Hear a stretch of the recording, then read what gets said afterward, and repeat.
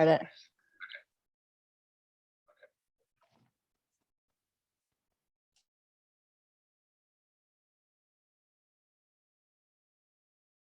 Good morning, everyone. We're going to wait a couple of minutes to help everyone get on board before we start.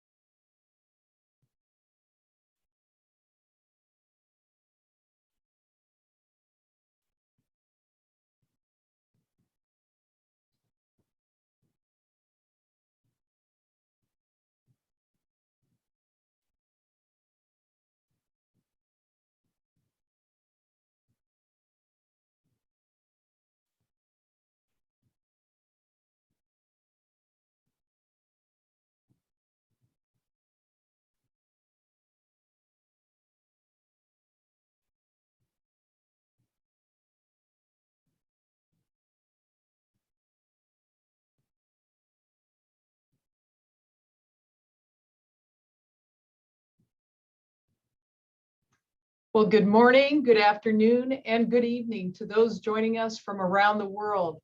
And welcome to the Crisis, Response, and Recovery Nature-Based Tourism, Biodiversity, and Livelihoods.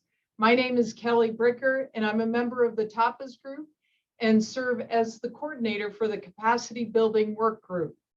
My day job is professor and director of the Hainan Arizona State Tourism College, and I am thrilled to have worked alongside the Center for Responsible Travel, IUCN, the WCPA Tapas Group, and of course the World Wildlife Fund to make this event possible. I wanted to take a moment and thank each and every one of you for being here today. This past year and a half have offered us a new reality. And while we would love to be sitting face to face with you today, I feel pretty lucky that we're able to gather together in this virtual space.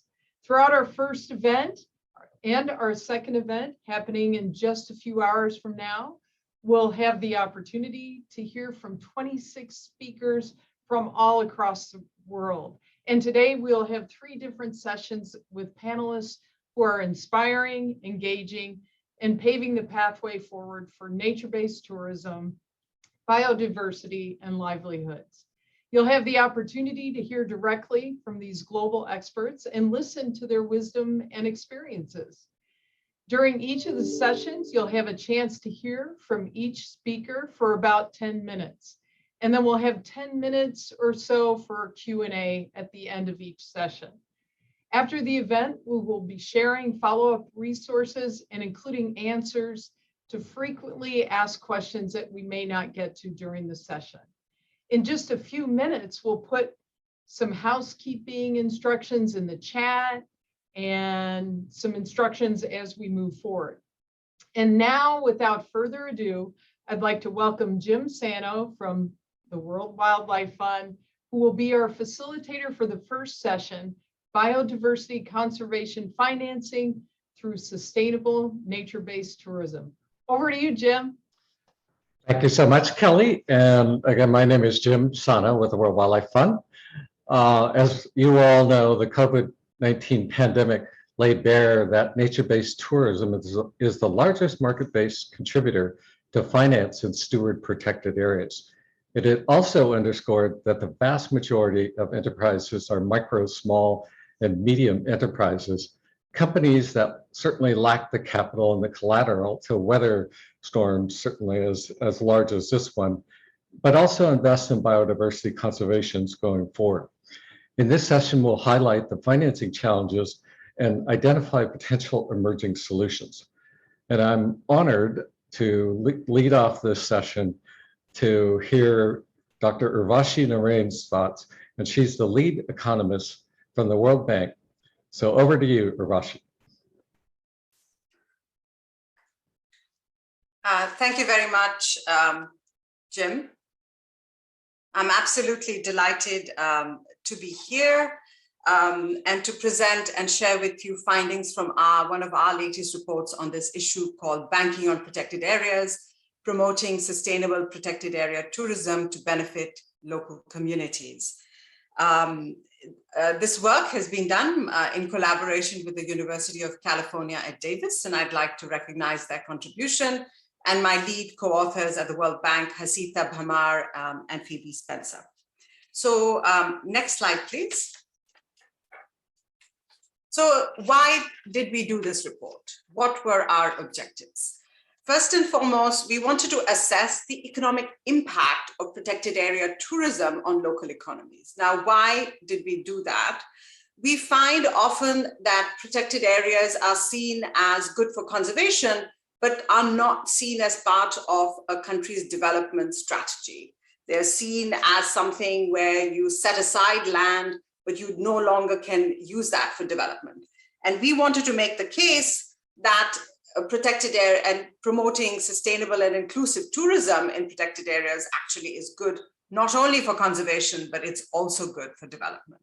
And so that was one of our key goals. We also, why did we focus on the local economy? We wanted to it's a goal for us in of itself, because for the World Bank, you know, our main our objectives are to help alleviate extreme poverty and to boost shared prosperity in a sustainable manner. And oftentimes some of the poorest communities live around protected areas. But also we know that unless communities around protected areas feel engaged and feel that they are participating in conservation, it is very hard for them to often to be partners, because you know, they bear some of the cost of conservations through wildlife conflict. And finally, we wanted to make the case that investing in protected areas is good economics. We wanted to talk to our finance ministers to show them that as part of their economic recovery strategies, they should be investing in protected areas and to promote sustainable protected area tourism. So with that objective, what did we do? Next slide, please. Our study was, we did the 4 detailed case studies in 2 focused on marine protected areas in Brazil and Fiji, and 2 on terrestrial protected areas in Nepal and Zambia. And this work was done in collaboration with local students, and you can see some of their photographs on the slide below. Next slide, please. And what was the methodology that we applied? We used something called the LUI, which is the Local Economy-Wide Impact Evaluation. It's a general equilibrium model that allows you to capture both the direct impact that a tourist has on the economy, whether that's through paying entrance fees or some of the participating in tourism-related activities, but also the indirect impacts that triggers, right? When tourism operators hire local community members, or when they source goods from local community members, that is an important indirect. But then that kind of, when wages are earned by these local community members, they in turn spend money in the local economy, and that triggers another round of spending. And this methodology allows us to systematically identify those mechanisms, but also to quantify them. And so we applied this methodology, the LUI, in each of our model, in our case studies. And so what did we find? Next slide, please. I'll share with you some of the key findings today, but we have a lot more information in the study, and I'll share with you the link where you can get more information. So first and foremost, we found that protected area tourism is good for development and conservation. And how did we characterize good for development? We estimated the income multipliers, that $1 of additional or a unit of additional spending that a tourist brings to the local economy, what kind of additional impact does that trigger? And one way to estimate it, as you know, is through an income multiplier, which is defined as the change in household income per unit of money that is entering the local economy. So we found in, as shown in these in this slide, that in almost every country, in every case study, the income multiplier was significantly greater than 1, showing that there are strong local market linkages. We also found we were able to estimate the number of jobs that can be attributed in the local economy, both through the direct and the indirect economic impact. And we found a significant number of jobs are created. And these are, of course, for hotel operators, for tour operators, but also jobs for, that to supply various goods and commodities and other services to the tourism sector. And so, for example, in the Mamanuca Islands in Fiji, we found that 13% of the local population is employed through the tourism sector, which is very significant. Next slide, please. We also found that benefits accrue widely and both to poor and relatively non-poor households. And in almost every case, we found that as a relative share, the poor households actually benefit more, as shown in this graph. And we also found that it's not just households who are directly involved in the tourism sector, but also households who have actually no direct connection with the tourism sector who are benefiting. Next slide, please. And we also have information on the cost that is incurred by communities. And in the interest of time, I'm not able to share that with you, but we did look at the cost of human-wildlife conflict and make the point that those who benefit may not be the ones who incur the costs, and there's a need for this kind of compensation mechanism to be put in place. We found, of course, that the return on government investment is at least 6 times the cost. So the amount of money that the government is investing, the return they get when estimated through the economic impact on the local economy is at least 6 times. This is, of course, an underestimate because the return accrues widely, not just in the local economy, but also beyond the local economy. Now, it's important to note that we see this very high rate of return in Zambia, in the South Luangwa National Park, for example, but that is also an indication of underinvestment, right? You have this very high return because it's severely underinvested. But broadly, the message for governments is that this is good investment. This is a good return on the money that's being invested. And so this is, a call to action to increase investment in protected areas, but also to promote the tourism, which will then bring these economic returns. Next slide, please. Turning next to our policy recommendations, and here again, in the interest of time, I will just briefly touch upon these. We bucket the policy recommendations in 3 broad categories. One is the need to protect the natural asset, because unless the asset is protected, you will not have tourists come at all, right? So that is very central to any work that is done in this sector. Then it is also, government also needs to grow and diversify the business. And finally, a bucket on their policies and institutions must be in place to make sure that these benefits are being shared with local communities and that this is not some form of enclave tourism. So in the, 1 minute. What do I mean? And thank you for that. What do I mean in terms of protecting the natural asset? This is, of course, investing, but increasing the capacity of protected area managers. We also urge governments to do more regular, evaluations and sort of assessments such as ours in order to inform this. And growing and diversifying the business means enabling conditions for private sector to participate, but to make sure that it isn't just 1 or 2 protected areas where the tourism are coming and there's overcrowding. And finally, many different ways in which communities can benefit through benefit sharing or through employment or local sourcing of goods. And next slide, please. This is my last slide.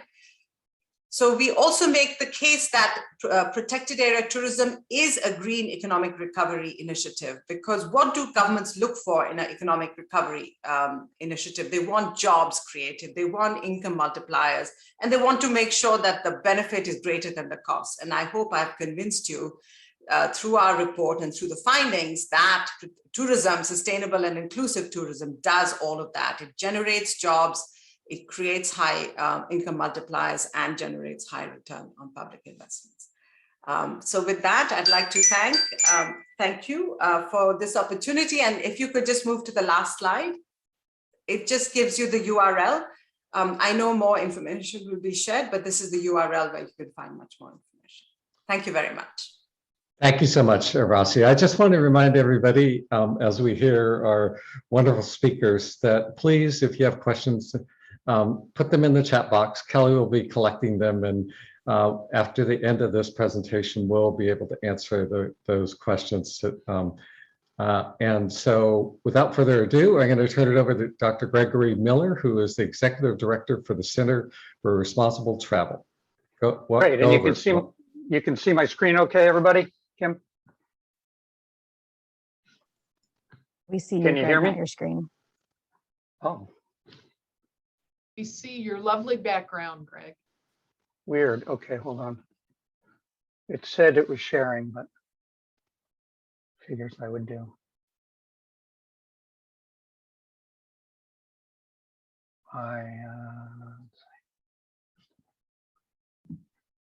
Greg, would you like me to share it for you? Yes, go ahead. Seems to be. That's why we sent it to you, right? It does have some animations in it, so just click through them when I. Yeah, my apologies. I don't know why it's not sharing. I guess I should have practiced it this morning. That's weird.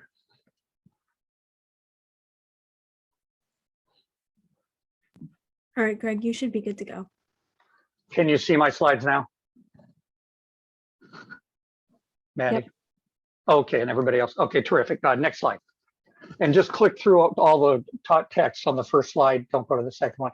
Thank you very much. Appreciate it. Sorry about that, but we have backup.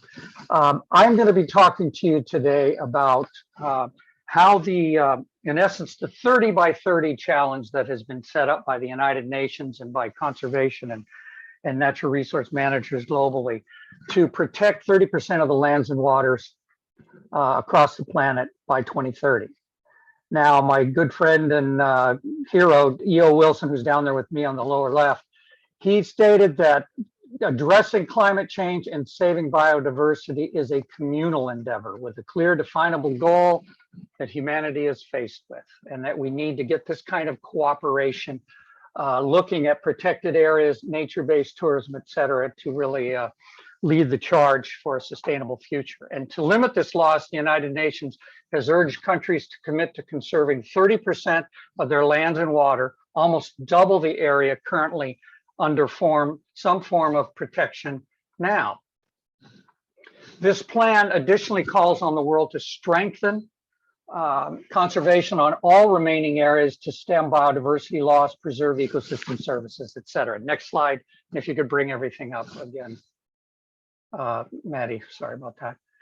Without question, the science is clear. Conserving and restoring 30% of lands, waters, and oceans worldwide is the bare minimum that we need. It's also a unique opportunity to support community-led conservation efforts and engage with those on the front lines.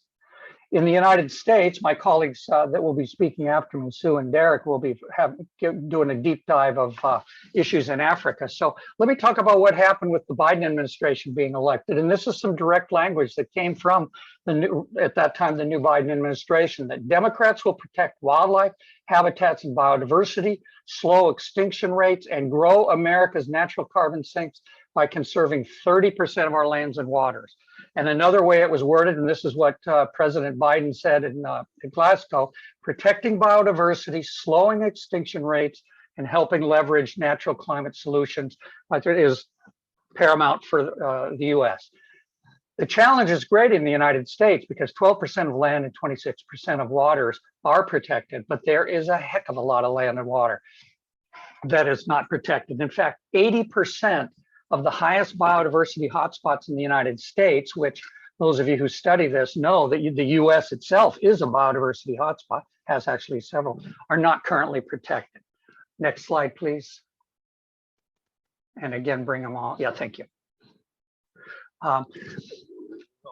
Speakers throughout our conference today and tonight will talk about the potential and the pitfalls. Let me just, I won't focus on this particularly, rather that the pitfalls of nature-based tourism need to be taken into account. The negative impacts of tourism are without question real, whether it's climate change, impacts on wildlife, etc. So what I want to do with the remaining time is zero in on how this 30 by 30 challenge sets in motion, I think, an extraordinary synergy between nature-based tourism, protected area management, and biodiversity conservation and climate change adaptation. Next slide, please. Thank you. Urvashi presented some very interesting information just now from the World Bank study, and I want to reference a new study that came out from one of our colleagues, published in 2021 by Waldron et al. And this is looking at the costs and benefits of extending the world's marine and terrestrial protected areas to at least 30%, the 30 by 30 target. And in this study, which was global, they found, Waldron and that team found that the economic and financial benefits of the significant extension to 30% outweighs the costs by a factor of 5 to 1. Urvashi just reported out with her studies 6 to 1. So this is again a significant multiplier, and this ratio is primarily driven, and this is what I think is significant for us today, by the growth in nature-based tourism. It far outweighs the economic impacts of agriculture, timber, and fisheries. And in fact, the recovery from the pandemic, the nature sector of tourism is projected to grow 4 to 6% per year, compared to less than 1% for agriculture, timber, and fisheries. That is a significant difference in looking at nature-based tourism and experience-based economy with more of an extraction-based agriculture, timber, and fisheries. Maddie, next slide, please. And again, bring it up. Thank you. Yeah, when tourism, and we've seen during the pandemic, when tourism stops, the benefits of conservation certainly slows, or in fact stops. We've seen through the pandemic, the lessons of vulnerability show that without question, and many of our speakers this morning and tonight will talk about this, there has been an over-reliance of nature-based economies in biodiversity-rich countries on rather unsustainable forms of tourism. Tourism that doesn't have the kind of design, operation, and marketing of nature-based tourism that we need. And in fact, with COVID protocols now, we are seeing a pushback that is actually requiring the sector to adjust in order to continue providing the add-on services of conservation of nature. And what we see from the pandemic on nature-based tourism globally and locally is it emphasizes the urgency of us diversifying our tourism products, operations, community livelihoods, and conservation funding beyond a sole reliance on the traditional business models of tourism. Next slide, Matt. So this will be reinforced by many of my colleagues in our symposium, but the right type of nature-based tourism done in a sustainable way is a powerful conservation tool. That is, I believe, borne out by all the research. Creates jobs for the local community, builds a nature-based tourism sector. The governments that develop partnerships with private, community, indigenous, and nonprofit organizations are in a better position to realize the full capacity of nature-based tourism. And private investment and know-how are needed, and private land conservation is a key element to that. And good public management, we have, without question, must ensure that there are equitable business practices and reinvestment of profits into the conservation of wildlife. So when we look at the 30 by 30 challenge and nature-based tourism, ultimately, this forum, when done right, will grow the economy, protect nature, and support human development. Next slide, please. And bring them all back. Thank you. Okay, so let's take a look and really let's think through. And I ask all of you to think about throughout the talks that we have through our first and second events of this, that looking strategically at the 30 by 30 challenge and thinking about how we want to more sustainably develop and implement nature-based tourism.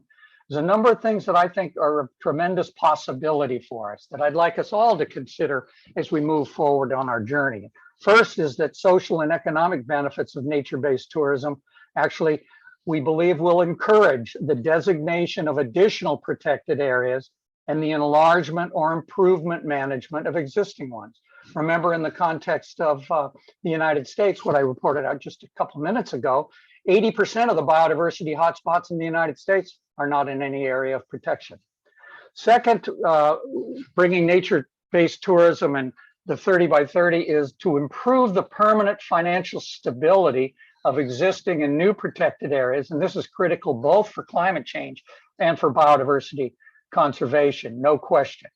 Third is that we want to implement binding, and I want to emphasize that, protocols for nature-based tourism, better standards and protocols in and around protected areas, ensuring that we see an actual increased sustainability of all related activities and operations in order to achieve genuine forms of conservation supporting tourism. And finally, and I will leave this point with everyone, whether you're a nonprofit or a government agency rep, is that for governments, it is critical that we look at, push forward and achieve that governments work to create national tourism plans for protected areas, and they integrate them into the economic plans of the country. Next slide. Greg. Next slide. So I think with that, I think we have a tremendous opportunity to bring our practitioners and thought leaders together in our symposium here, and I appreciate your attention and look forward to learning a great deal from my colleagues. So thank you. Back to you, Jim. Thank you so much, Gregory. And next we have Dr. Sue Snyman, the Research Director for the School of Wildlife Conservation at the African Leadership University. Over to you, Sue. Thanks very much, Jim, and thank you for the opportunity. I apologize for the background noise, but there is a massive thunderstorm in Johannesburg at the moment, and it's thundering and pouring with rain. So I apologize if there is some noise. So I'm going to be talking to the wildlife economy in Africa and the importance of tourism.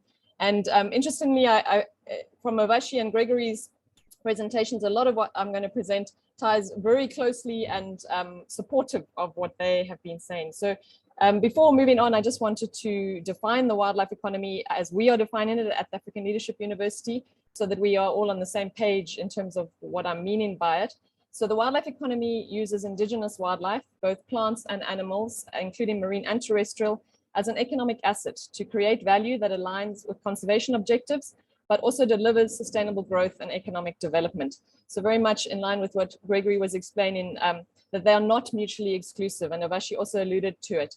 And it's about plants and animals, fauna and flora, but very much the activities within the wildlife economy, as we are looking at them, have to align with conservation objectives and have development impacts. And just in terms of the importance of the wildlife economy, is the recognition of wildlife as a key strategic asset. Currently, in most countries, and especially in Africa, wildlife is often just seen as a resource, not as an asset. And it is a key growth opportunity for Africa, the wildlife economy, because there's already a comparative advantage in Africa, because a lot of livelihoods already depend on the wildlife economy, a lot of economic activities, broader macroeconomic activities. And the ability of the wildlife economy, if wildlife is seen as a key strategic asset, to encourage more public and private investment into landscapes to improve conservation and support economic development, is huge. But we do need this enabling environment, and Vashi also talked about that, for unlocking this potential.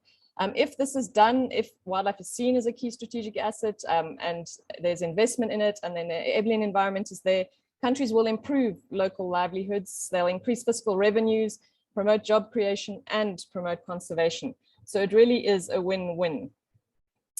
Just in terms of the potential of the wildlife economy, essentially the stock of the wildlife is the stock.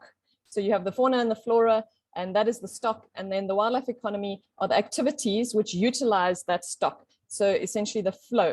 So ecotourism is the largest one in most African countries, the largest wildlife economy activity and the most well-known. Then forest products is also a larger one and utilized mostly for livelihoods and subsistence. Then you've got hunting, specifically in Southern Africa, quite large. And then other options include wildlife ranching, wildlife estates, which is smaller, and film and photography, which is very small in Africa and needs to grow. And then the carbon space, which is currently quite small, but has a lot of untapped potential.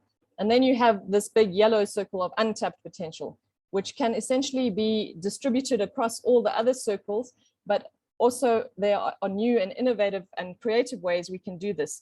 And what is critical in all of this is diversification. And it's key to building resilience and sustainability. So making sure that we don't have all our eggs in one basket. And Gregory mentioned that, especially this, over-reliance on nature-based tourism. But it is still a key part of the wildlife economy. So at the African Leadership University, we recently published a report on the state of the wildlife economy in Africa, which you can download on the School of Wildlife Conservation website, where we looked at ecotourism, hunting, ranching, carbon, and forest products across Africa, but then specific case studies on Ghana, Gabon, Kenya, Rwanda, and South Africa. And then since the publication of the report, we published a case study on Tanzania, and we'll be publishing one on Uganda shortly. And the aim is to do one for each country and outlining all the different activities and the value that they represent in those countries and the potential and how to unlock it. So the importance of ecotourism in Africa. So multipliers and value chains are, they're standard important benefits from ecotourism. But in Africa specifically, some of the benefits, employment, often in rural areas where there are few alternative opportunities are available, is really a key benefit of ecotourism, as is the skills training and development in these areas where there often isn't any available. Then the infrastructure related to the ecotourism, so the roads, the communication, and the access to markets, which this opens up. And then conservation communities and governments receiving revenues. And COVID obviously hugely highlighted this reliance on tourism for that in terms of lease fees, concession fees, and contributions through philanthropy and through projects in communities and conservation. So really ecotourism is critically important in Africa. Just some quick facts. These actually cover mostly tourism, because in the research that we've done, the data on ecotourism specifically is very sparse, and quite a lot of it is just site level. There isn't a lot of national data, and that needs to change if we really want to show the impact and the value. So overall in 2019, travel and tourism in Africa contributed 7.1%, as well as for 24.6 million jobs. Tourism in Africa is mostly leisure driven. A lot of that is visiting family and friends, but a lot of it is also related to protected areas, where wildlife is often what initially attracts, especially international tourists, but also regional tourists. And before the COVID-19 pandemic, Africa's tourism industry was growing faster than the economy as a whole. And interestingly, a study showed that the wildlife industry in Africa, and by the UNWTO, was the direct value was 12.4 billion, and indirect, total, including indirect and induced, 42.9 billion. So really essential to driving economies in Africa. And then I just want to mention a specific case study, or a sort of a landscape level illustration of how the tourism is benefiting conservation and employment and revenues. So in the Greater Kruger National Park, a study by Chidikel et al. In 2020, the research was done in 2017, but in the Greater Kruger, which includes the Kruger National Park, a parastatal, plus private reserves and provincial reserves, there were 3.5 million visitor nights in that time, with 35% being foreign. So you can see a big domestic market, and 82.2% were visiting the core area of the Kruger National Park, which was so important to attract visitors to around there. And the Greater Kruger National Park contributed approximately 495 million to the national economy through supply chain multipliers. And for every direct job in the Greater Kruger, another 1.43 jobs were sustained locally. So very much building on Uvashi's presentation and the impact of those multipliers. And so this is just one landscape in South Africa where the impact of the protected area and the tourism related to that is having national economic benefits. Then at the African Leadership University, we are busy working on a wildlife economy investment ranking, which essentially will look at countries across Africa, but specifically on a few to start as a pilot, but looking at the wildlife asset base. What is the wildlife asset base? How are those resources being managed? What is the governance structures? Is there an enabling environment, and is it easy to do business? And then ranking countries on that to really encourage countries to make it easy to do business, to create that environment and to encourage investment so that we can unlock the wildlife economy. And then just for those who are interested, we've recently published a roadmap for Africa's wildlife economy, which can be used in other contexts, not just Africa focused. It outlines 5 steps for unlocking the wildlife economy, and it's available in English, French, and Portuguese. And then we also have a wildlife economy resource database, and we would welcome any publications to be added to that. This database was built by an ALU student from scratch, and you can search by country, by topic, by year, by author, and we hope to just keep that updated at all times. Then just to end off with a few key takeaways, cross-sectoral collaboration is important, the breaking down of silos, especially in the tourism sector, because you have the environment, the water, tourism, customs, immigration, all involved, but not talking to each other. So that cross-sectoral collaboration is critical. Government support for an investment in wildlife and tourism, given the economic benefits that it's providing, is crucial. So moving from that, seeing this as a resource to an asset. Diversification of and within all wildlife economy activities is important to reduce risk and build resilience. So that is, using the activities we already have and diversifying within them, but also including other activities.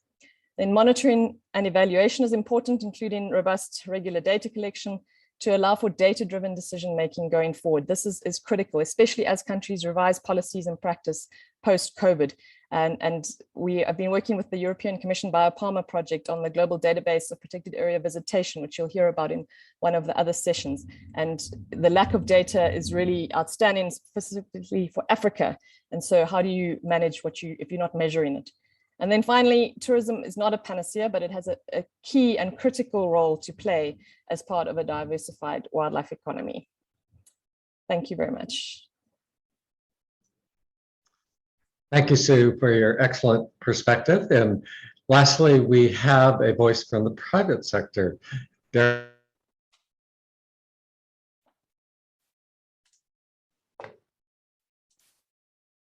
Over to you, Derek. Thank you. Thank you, Jim, and thank you for the invitation to speak to this seminar. And very interesting to be the last of 4 speakers and seeing common themes to what I'm going to talk through coming from all of the previous presenters. And I hope that we'll see what those links are. So I'm going to talk to the safari industry impact model.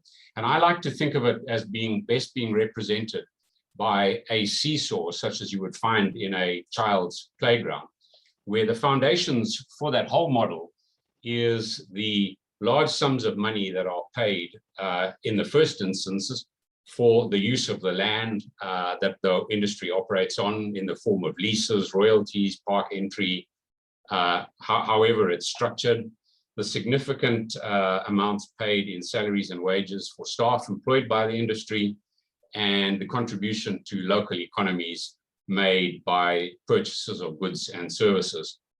Collectively, these all support local economies, but also contribute towards the ongoing maintenance and protection of the protected areas, and hopefully also prevents changes in land use from occurring. Now, obviously, the model is balanced by, on the one hand, the positive impacts that arise from the industry and the potential negative impacts, those being the pitfalls that Greg talked about earlier on. And there's also the carbon balance for the industry, which itself is a blend of, on the one hand, the land under wildlife and carbon storage, and on the other hand, any carbon emissions that are arising from the business. And obviously the objective here is to tilt that, that seesaw by firstly minimizing the negative impacts that are arising, and secondly, maximizing the positive impacts. We also want to see the carbon balance moved in a constructive direction by, on the one hand, increasing the land that's under wildlife and carbon storage, and on the other hand, minimizing any carbon emissions from the business that are arising. We quite often asked what the impacts from the industry are worth. It's a difficult question to answer because there's a lot of intangible and in-kind contributions being made. But a couple of years ago, about a year before COVID hit, the organization that I work for did a bit of an exercise to try and quantify this. And we reached the conclusion that between the contributions that the business was making directly itself and the contributions that we were mobilizing from our guests and our partner, primarily non-governmental organizations, we were contributing the equivalent of 12% of our revenue, or we were mobilizing, should I say, the equivalent of 12% of all revenue generated towards conservation or development initiatives in the areas in which we operate and the countries. And what's quite useful to note is that that figure is more than 3 times the value that was distributed to the shareholders of the business. So a very significant contribution. Some people ask, why would a safari operator want to make these interventions? Firstly, there are a number of factors that compel operators to make them simply as good corporate citizens, because local regulations and legislation require it, or because guests and agents expect it. But I think it's much more important to look at the reasons why it's in the operator's best interest to do so. Firstly, and most importantly, the health of ecosystems in Africa, and therefore the health of any businesses that are based on those ecosystems, is dependent upon the goodwill of surrounding communities, and securing this goodwill requires the fair and equitable engagement of these communities. Secondly, any negative impacts on ecosystems resulting from the industry's operations will ultimately harm the business. And conversely, any improvements to ecosystems and species populations will be to the benefit of the business. Finally, because we find that making these positive contributions and interventions is a precondition to hiring and retaining the best and the brightest staff. And so our view is that this is simply enlightened self-interest. So what have been the consequences of COVID? I mean, I think we all know that COVID has been catastrophic for the tourism industry. In the parts of the world in which we operate, occupancies and revenues in 2020 were of the order of 5% of those in the prior year. And although things have been a little better this year, we're still talking about well below 30% of what was achieved in 2019. And that outcome very much dependent upon the rollout of vaccines. The consequences of this have been, as people have talked about, many staff retrenched or furloughed for quite long periods of time now. The disappearance of large parts of the flow of purchases of goods and services, and possibly the disappearance of some elements of local supply chains. We've seen operators struggling to meet their lease commitments, and certainly any variable element to those lease commitments shrunk to almost zero, with consequent reductions in revenues to protected areas and communities, collapses in tax revenues from the industry and related business, and finally, a risk of failure of tourism businesses as well. But I think it's very important that we don't throw the baby out with the bathwater. Does these difficulties mean that the tourism model has failed, as is being suggested in some forums? And I'm very skeptical about that. Firstly, the industry has been operating in its present form for nearly 40 years now, making this contribution to economies, conservation, and communities And this is the first time in that period that we've seen such serious disruptions. I'm also skeptical about what the alternatives are. But clearly, if they are there, if they do exist, and they are practical and timely, why haven't they been exploited? Having said that, if they are there and they do exist, they should be exploited to achieve the resilience that Sue Sneyman talked about. But I think it's important that we don't waste time, effort, and resources on what might ultimately prove to be futile exercises. So we need to make sure that the focus is right here. Clearly, in this situation, the priority is to get tourism back on its feet.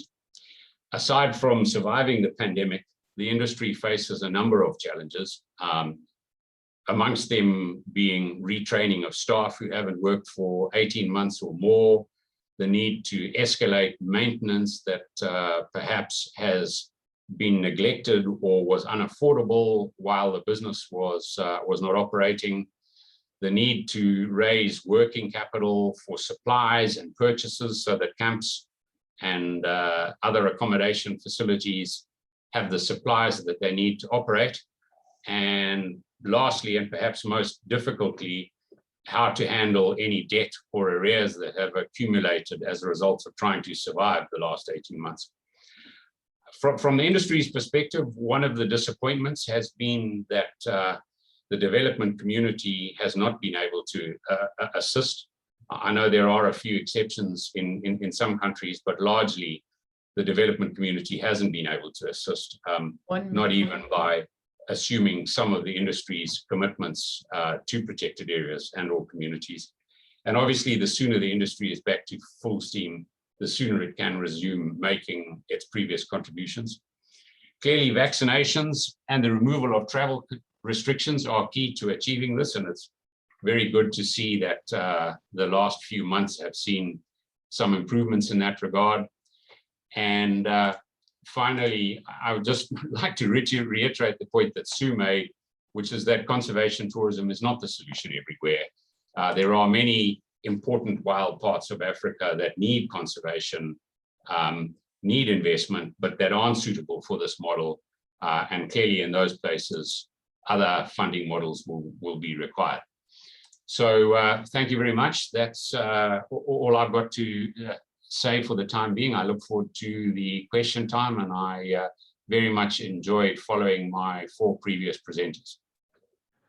Thank you so much, Derek, for your practical, on the ground, in the field perspective. Really appreciate it. And now we'll turn it over to Kelly for questions in it. Thank you, Jim. Thank you to all our speakers for this incredible panel on insights into biodiversity, conservation, and financing through tourism. So we have quite a few questions, so I think we'll hit those straight away. I'm going to start off with a comment and just ask maybe some of you to reflect on this, or perhaps Greg, you might have a comment on this. The comment is, please do not forget that the 30 by 30 target has not been adopted by many Indigenous peoples and local communities who have many issues, and these are still under debate. So any comments, Greg? Yeah, I can take a quick stab at that and then open it up for my colleagues. I should have mentioned that, and it's a great question and comment. Right now, there's been tremendous focus on 30 by 30 on existing protected area categories with inadequate outreach for both indigenous or tribal properties, lands, historic or spiritual lands, as well as the all-important private landscape. I think we've got 2 very important elements here for very different reasons that we need to look at, and the tourism industry is working with both of those, whether it's through indigenous tourism and the desire that native populations, tribal groups wish to capitalize on, and also private land operators, whether it's in Africa with private reserves, obviously well organized, or the tremendous private lands that you see in some parts of the Americas, for example. So there's much work to be done, and in order to achieve 30 by 30, we need to look at and make the tent far bigger in terms of being more inclusive and getting those voices. And there is, I think Derek said this, there is no one size fits all in this, and there's no one formula or prescription. So let me leave it at that. Thank you, Greg. Does any other panelist have any comment on that? Okay, I think we'll move to the next question then. The question starts with, great to see some measures of protected areas, economic returns to local communities. However, with tourism and recreation now being listed as a conservation threat for more than 8,000 species on the IUCN Red List, how do we square the round peg of meeting protected area conservation targets and trying to maximize economic returns through tourism? A big question.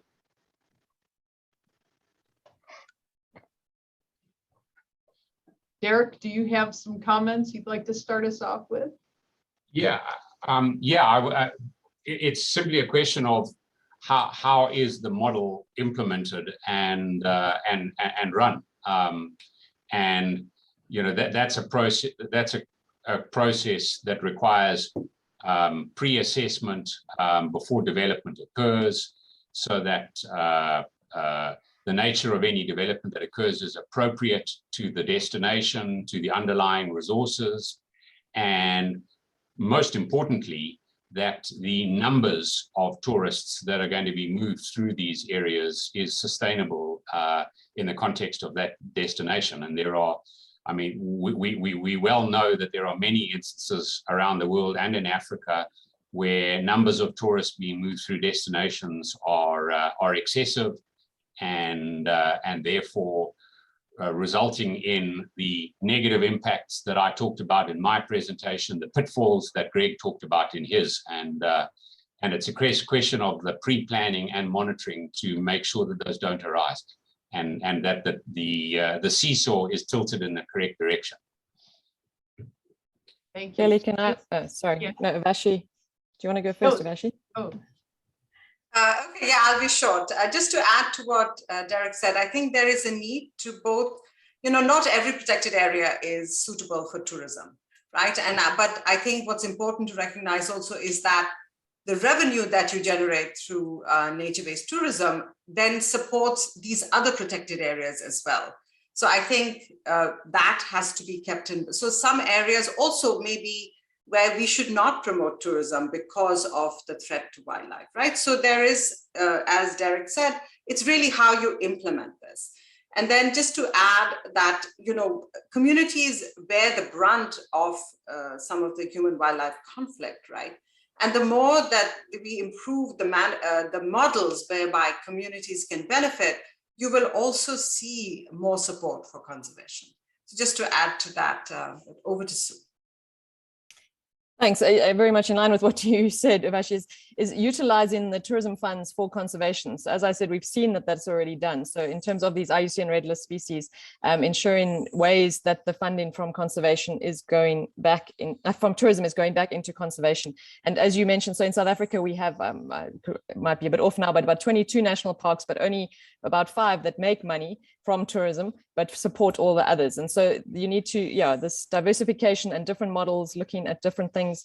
And as many of you on this webinar will know, that at the IUCN Congress now, the motion 130 on strengthening protected area tourism was passed almost unanimously by members. So there is a real interest in ensuring the sustainability of, tourism in protected areas, so that it does contribute to that conservation rather than, take from it.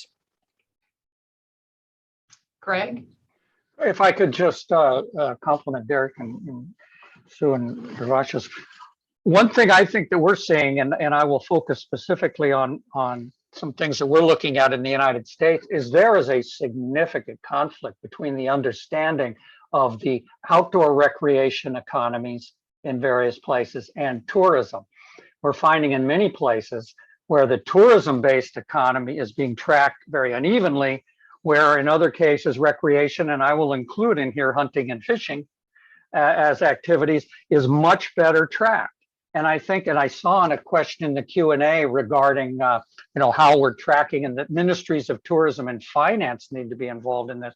Let me use again an example from the United States just briefly, because I was involved in this in a prior job when I was president of the American Hiking Society. So we pushed to get the outdoor recreation economy into the Bureau of Economic Analysis for the Department of Commerce. There is now a holding account that registers that, and it's reported out. Tourism does not have an analogous, and yet it's far bigger. There is a really kind of wish-washy approach, if I may say that. And I think that's something we all need to be pushing our governments to do, is to get a better handle on where the benefits, the leakage is, and really what does tourism look like across the broad spectrum. Thank you. Thank you. That was great. We have another comment that we'd like folks to comment on. Poor environmental engineering design of local community, nature-based tourism tours to buildings and infrastructure does not make it sustainable, ?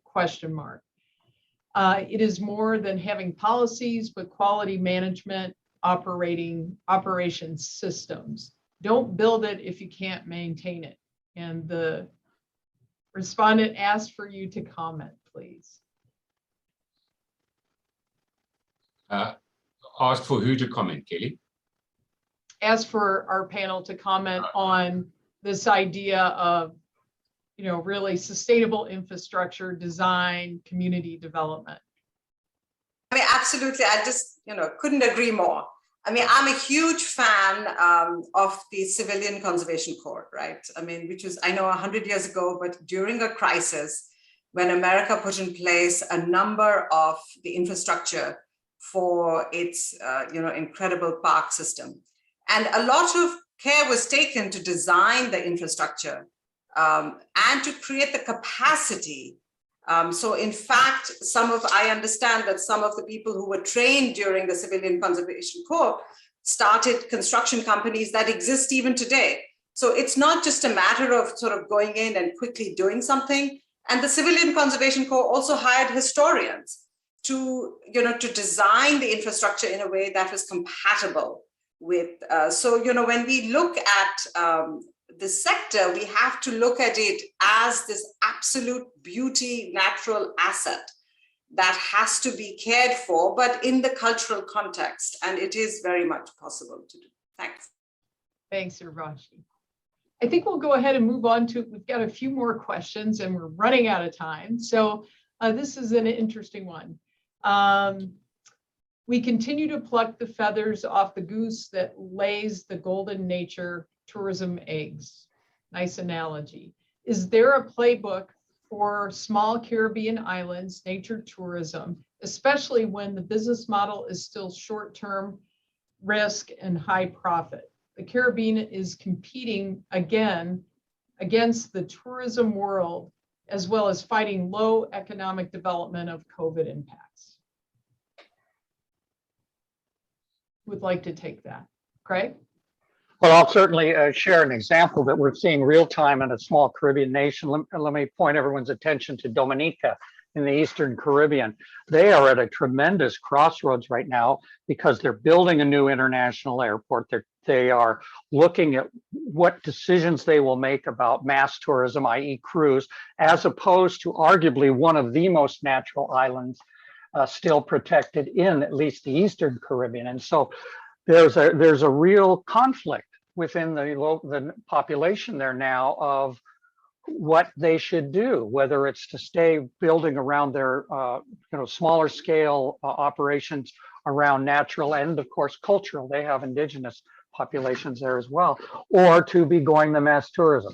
The building of the international airport, that's going to focus probably more on the mass market a bit, but they have no capacity to do that. So I think one of the things that's so important is for us all to be supporting a broader stakeholder engagement and to really ensure that we get those voices at the table, that it's not a closed door planning process around just investors. And I would use Dominica as an example of that. They are at a crossroads, whether they will be a more nature or sustainably based tourism or fall under the crushing burden, I would say, of mass tourism, which is absolutely not sustainable in such a fragile Caribbean island like that. Thank you, Greg. I'm afraid I'm going to have to end our session. Thank you so much, panelists, and we look forward to further conversations around these topics into our next session.